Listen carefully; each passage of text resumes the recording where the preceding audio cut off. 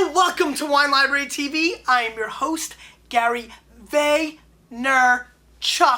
and it's a lazy Friday, just the way I like it. Laid Back Friday is one of my favorite episodes. We have not done it in a long time, right? It's been a while, and I feel it because I'm all tensed up, but now I'm lazy. We're gonna do some lazy tasting today. We got one wine again, and what we do on this day, as always, is we we answer questions that were asked. So, yeah, put another huge order in for the wristbands. We're gonna need them. Okay, so we got a bunch of questions today. We're gonna get into those in one quick second. One, Flavor Sauce says, why does Gary always use the numbers 7 to 10? Is that some kind of secret Masonic, code or something? Or is it just his autistic tendencies? Or maybe he has some weird fetish obsession with those numbers. Anyone else notice this? Flavor. Obviously, you didn't watch episode 34. Check it out. Frank L says, open a bottle of 2000 Barolo and the cork was wet and spongy all the way to the top. Wine tasted okay. Think it was safe to drink? Frank L. One of the best questions ever asked on WLTV. Now, if you don't know where the Ask Wine Library TV questions section is, there's a big link all the way up to the top right of your computer screen. Use that. And more importantly, I really appreciate the other fellow Vayniacs that answer people's questions. It's a great part. I know people have been asking me to put into the forums, but I'm stubborn. I've always shown my stubbornness. So I'm going to show it this time. It's a nice little place. I like it. It's a good place for me to get my questions, and I will be doing this every Friday, as always. Now I'm back in the rhythm of it. And so if you want a question answered on WLTV, go to the section up above. And if you're a good Samaritan and you want to answer some questions and help people out, go up there. And now to answer Frank L's question. And why is this a great question? Very simply, because so many people are intimidated by ugly or bad corks. They see that the wine has gone through the cork the whole time, and right away they presume and assume and mamoom that these wines are not going to be good, but they are incorrect. You'd be shocked how tough the little wine is. Wine can be very, very tough, and just because the cork has been compromised, it does not necessarily mean the wine has. And so I've had some profound older wines from the 40s and 30s where the cork looked like just awfulness. I mean, you pop it open and it's like an alien pops out and says, hello, and I'm like, geez, but then you drink it and it's like, oh, this wine is rocking. And so it's really great that you asked this question because it gives me a little bit of a soapbox to sit on. Don't be scared just because the cork is all messed up. Sometimes what that does is bring a little earthiness or a little funkiness to the nose. Decant it out, air it out, put it in your glass, wait an hour, and I think you will be stunned. Frank, it was very safe to drink unless you were drinking it with, some badass company that might beat you up. Other than that, it was very, very safe. Matthew L. says, Gary and all, I know the issues of wine labels and the presumption that a great label indicates great wine. Whoa. Matty L, you're one of my favorite viewers. Where's that perception from? Guys, is that a real presumption? I mean, I'm shocked if that's true. I've never thought that, and I've never heard that. So fill me in if that's true. But going on, however, I'm curious to know what region you think has the best looking labels. For instance, I had a lot of French wines consistently have boring labels, while a number of Australian and US wines have very creative labels. Matthew L., to answer your question, because, really I have to give that answer because that's what I do on the show, my favorite and most creative labels are definitely the wines of Lebanon. I'm just fascinated. They're just so out there. I love them. Lebanon is doing such an amazing job with their labels. Let's not move on. Let's move on to the wine. Let's do that, I think.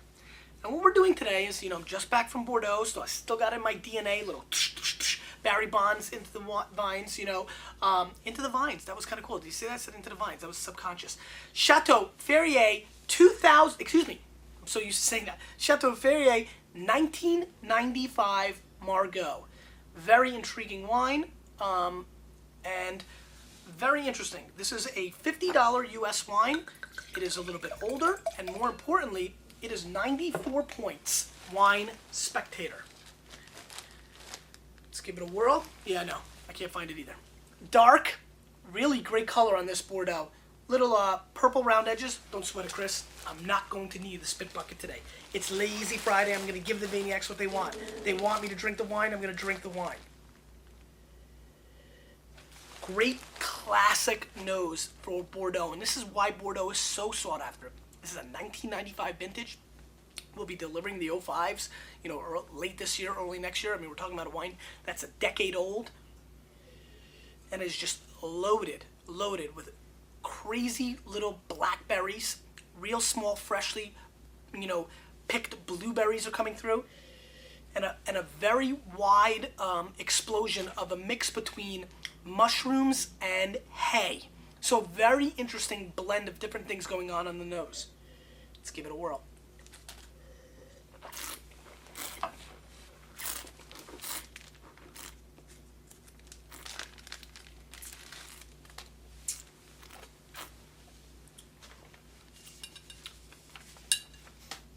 That was fun.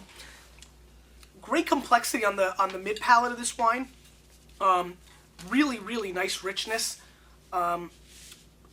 Tremendous structure. I'm fooling around a little bit here now because I had a great thought. I don't know if you know this, but your Vaynerchuk wristband can be used at home. That's right.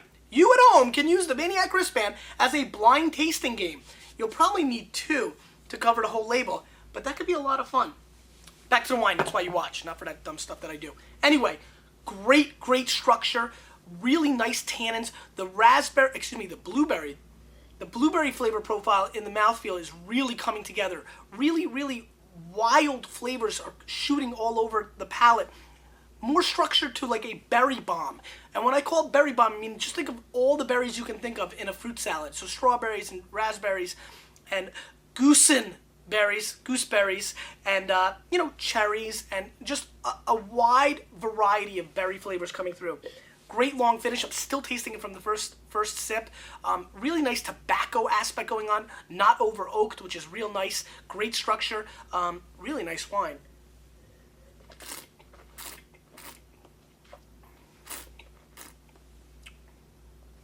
Real nice wine, actually. I love the firm tannin grip that you get on the outer side of your tongue. It's bringing the thunder. Real solid bottled wine. Let's keep drinking it while we answer some questions. We'll give it a final score at the end. Dave C. says, Gary, my girlfriend always yells at me for completely removing the foil from the bottle before opening it. I do this because it's super fast and easy compared to making a fine circular cut to remove the top of the foil.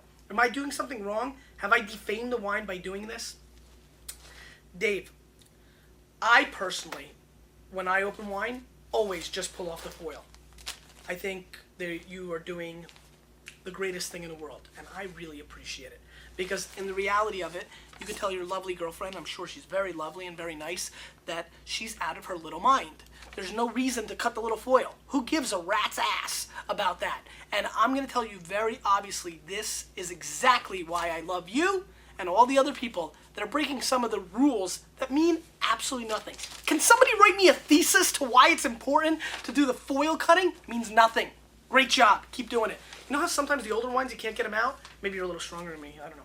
Anyway, Jerry says, wines that Gary doesn't like. Gary, when describing a wine's characteristics as well-made, you usually say you like it. Are there wines that you found to be well-made, structured, balanced, etc., but you don't like, i.e. not your cup of tea? Jerry, absolutely. Now, that's funny, though. There's no category of wines that I'm that way about. There's specific wines that are clearly well-made, but usually to me the things that throw me off are flaws for me. For example, really over-oaking. That guy, when the oak monster pops out, one, it scares me. I mean, let's be honest. Who's not scared of the oak monster?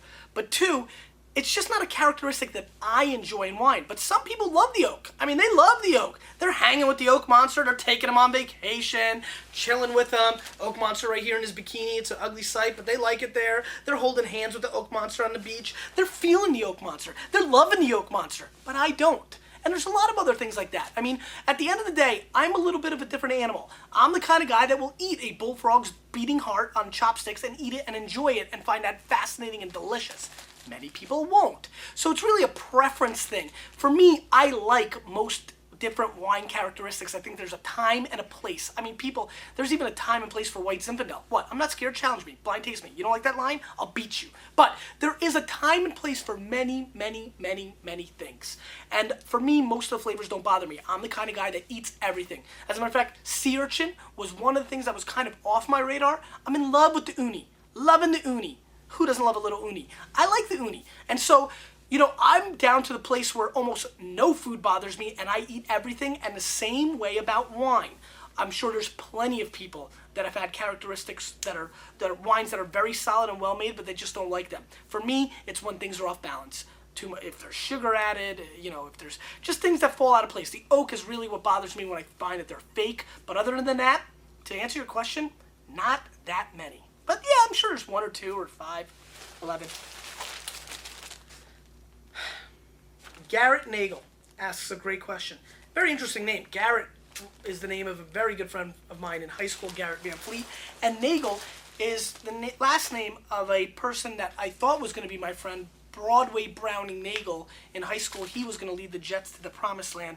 That did not work out. But his question, and maybe he's a combination of the two, and if he is, he's a shisty little disappointing guy. No heights on WLTV. That's right, Garrett. We have not done heights. But that's not any purpose. I mean, the real reality is this. There's a billion wines out there, and we haven't gotten to a 0.001 of the wines that I'd like to. So I guess at the end of the day, this would be better time than ever to say, you know, I just guess we're going to have to do hundreds and hundreds and thousands and tens of thousands of more shows, because we got a lot of catching up to do. Finally, the question of the day. This is where I get a little voyeurist, you know, a little prying, a little peeping time on you. What are you doing this weekend? I am drafting my National League Wine Library Fantasy Baseball League team. That's what I'm doing. Let's score this wine 93 plus points. It's rocking. I think it's a classic Bordeaux, and this is, I mean, for $50 for a wine that's 10 years old and as polished as this and bringing a ton of complexity to the table, this is a perfect Bordeaux, exactly what I love about the Margaux region and a lot of the other places in Bordeaux. Because you, with a little bit of me and a couple of wristbands, we're changing the wine world.